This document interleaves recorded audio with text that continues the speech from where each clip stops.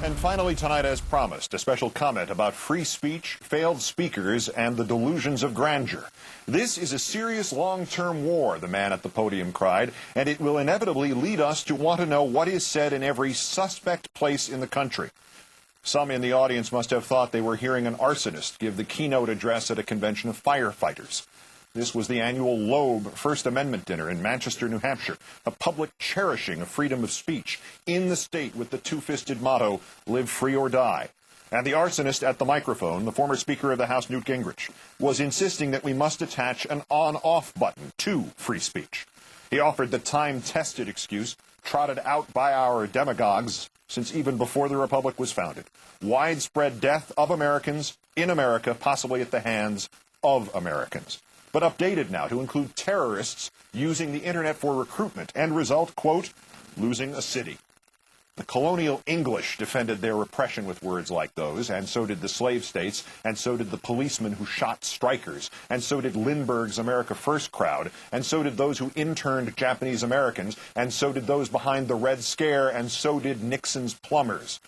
The genuine proportion of the threat is always irrelevant. The fear the threat is exploited to create becomes the only reality. We will adopt rules of engagement that use every technology we can find, Mr. Gingrich continued, about terrorists, formerly communists, formerly hippies, formerly fifth columnists, formerly anarchists, formerly redcoats, to break up their capacity to use the internet, to break up their capacity to use free speech. Mr. Gingrich, the British broke up our capacity to use free speech in the 1770s. The pro-slavery leaders broke up our capacity to use free speech in the 1850s. The FBI and the CIA broke up our capacity to use free speech in the 1960s.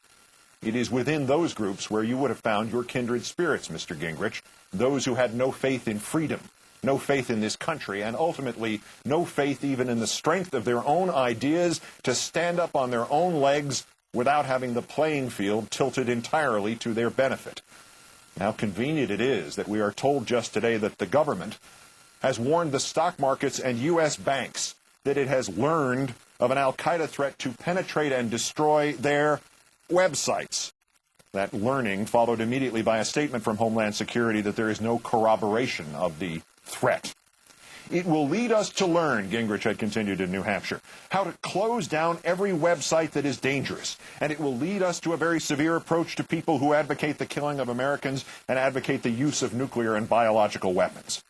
That we have always had a very severe approach to these people is insufficient for Mr. Gingrich's ends. He wants to somehow ban the idea, even though everyone who has ever protested a movie or a piece of music or a book has learned the same lesson. Try to suppress it, and you only validate it. Make it illegal, and you make it the subject of curiosity. Say it cannot be said, and it will instead be screamed.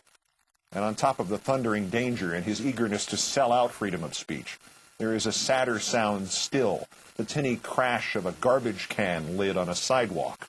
Whatever dreams of internet censorship float like a miasma in Mr. Gingrich's personal swamp, whatever hopes he has of an iron firewall, the simple fact is, technically, they won't work. As of tomorrow, they will have been defeated by a free computer download.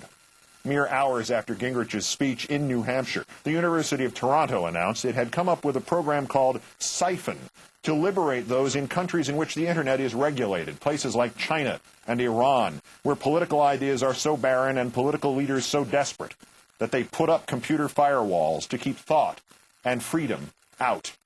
The Siphon device is a relay of sorts that can surreptitiously link a computer user in an imprisoned country with another computer user in a free country. The Chinese think their wall still works, yet the ideas, good ideas, bad ideas, indifferent ideas, pass through that wall anyway, the same way the Soviet bloc was defeated by the images of Western material bounty.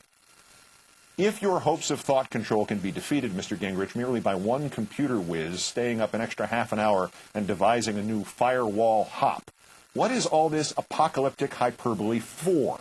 I further think, you said in Manchester, we should propose a Geneva Convention for fighting terrorism, which makes very clear that those who would fight outside the rules of law, those who would use weapons of mass destruction, and those who would target civilians are in fact subject to a totally different set of rules that allow us to protect civilization by defeating barbarism. Well, Mr. Gingrich, what is more massively destructive than trying to get us to give you our freedom? And what is someone seeking to hamstring the First Amendment doing, if not fighting outside the rules of law?